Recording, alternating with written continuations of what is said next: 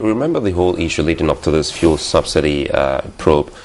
People feel that no one should stampede the government into making any kind of mistake like they did the last time. So they had to go through all of this painstakingly so that they can get it right this time. Suleiman, I agree with you. We held a meeting with the Honorable Minister of Finance. Let's refresh our memory and recall that the issues that led to the subsidy probe were 2011 issues, clearly. And these were 2011 first to probably third quarter. The Honorable Minister of Petroleum shuffled PPRA and appointed a new ES who came in and sanitized the whole place by the fourth quarter. So basically, fourth quarter claims are probably not affected. But let's even give them the benefit of the doubt and say 2011 claims. We all agreed that the period under investigation was 2011. Not 2012. So we said the government should conduct investigations on these claims quickly, find out where there are problems, deal with them. However, claims from January going forward will be paid as and when due. So what are we talking about here? Farouk House of Rep probe was set up. We subjected ourselves to that. The Senate Committee on Petroleum was set up. We subjected ourselves to that. EFCC was set up, we submitted ourselves to that. Igimokwede Committee was set up, we submitted ourselves to that. Meanwhile, there's a passage of time, then the Presidential Review Committee again. So that makes 5 panels. January to July. This is August. I mean, you tell me, in what nation in the world can any investor survive doing business for 7 to 8 months? And this business is a contract between us and government and not being paid. You have to bear in mind that the Dapo members probably constitute about, to be exact, in terms of tank capacity, 74% of the tank capacity in this country. 74%. Not even Moment has that capacity, apparently. But, you know, the thing is, who's the people that are saying that your complaint is also coming, the timing of your complaint or your threat to withdraw services is also coming at a time when members or some people who are being prosecuted over the fuel subsidy scheme is happening, and they believe that this is an attempt to arm twist the government into giving you what you want. But it's unfortunate. It's unfortunate that that is the case. If you look at DAPMA, we have about 30 members, 30 odd members. People from ages of 30 to maybe 70. These are very patriotic, matured Nigerians.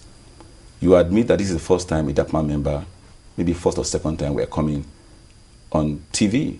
From the time this whole scandal broke loose, we've kept mum because we've been stigmatized. We feel that the public at large have already found us guilty. And we said, you know what, we allow this whole investigation to take its course. We're not going to appear as if we're trying to defend ourselves. And since we held several meetings with the Minister of Finance and she said, you know, they would conduct investigations swiftly and they will pay us, we said, okay, we'll let it wait. However, after waiting for so long and our bankers have withdrawn all facilities from us, you need to bring one of the banks on your program and ask them. Every single person, let me inform you, the only reason why you still have petrol in Nigeria today is because NNPC, which is the supplier of last resort, has since kicked in since first quarter 2012. Marketers have actually stopped importing because they have not had the wherewithal to import anymore. Most people that were given allocations in first quarter could not do it because the banker said, look, you know what, we're still owing for 2011, we're not going to support you. And it's continuously gone down over the period. That is why NNPC said, to date, PPRA is owing them $7 billion. You wonder. And that's for end of May. Is anyone doing anything about the accumulated interest? Because I remember then Emmanuel Iheanacho was once on this program and he talked about the accumulated interest. Is the government also talking about the accumulated interest? Well, Suleiman, maybe I should ask you because we haven't seen anything. You're there, you're we the haven't marketer. seen anything formal from government. Even this statement you said from DMO, we haven't seen any formal statement. Nobody has spoken to us. Nobody has told us. I had it by way of a rumor last night that some media houses got a statement from DMO saying that they would resume payments. We tried to confirm that from PPRA. We could not confirm from PPRA. But we believe it because I'm sure that it must be true. So the issue of interest has not been addressed. And these are very serious issues. The issue of foreign exchange devaluation, Because the PPRA template is very clear. It tells you, bring the product in, you get paid in 45 days, this is your exchange rate, this is your interest rate. Anything outside that begins to eat into your profit. And our profits are between 2 to 3 naira per litre.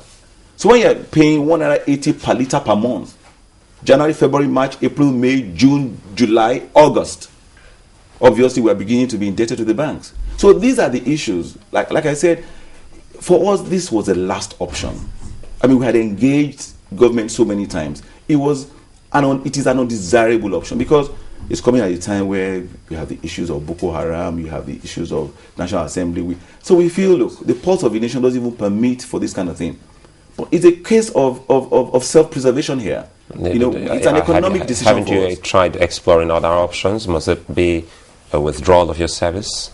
Suleiman, please suggest to me what options do you think we would have had, having waited for 7 to 8 months. I mean, if you say and the bankers have withdrawn their support, you haven't heard from, are climbing. sorry, just allow me button. If you say, just allow me button. If you say you haven't heard from the minister, the coordinating minister, and you haven't heard that maybe some kind of rumor or gist filtering in, as the president, you're capable of reaching out to the coordinating minister and say, hello, we haven't heard from you. Suleiman, we send them a communique from an emergency meeting. We said at this point, we're giving you 48 hours to please respond to our request. After which we would have to suspend operations nationwide, which is undesirable, which is our last option. Please do something about it. Nobody did anything. Well, the 48 hours expired at midnight. Is it that you have withdrawn your services? The 48 hours expired midnight of Thursday to Friday. So it actually started from yesterday. Services have since been suspended from Thursday. Has anyone reached your members or reached your office? I am not aware of anybody reaching anybody. Okay, can I ask, are any of your members known to you? Any of them going through prosecution presently? Was any of your members indicted during this fuel subsidy scam? The EFCC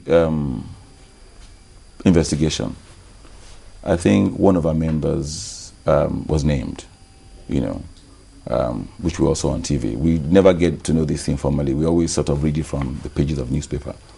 And the Aigimokwede report, we don't have a formal copy yet. It's all been hearsay and rumor. So we're not sure of what exactly is going on. What about the Farouk Lawan one? To be honest with you, the Farouk Lawan report,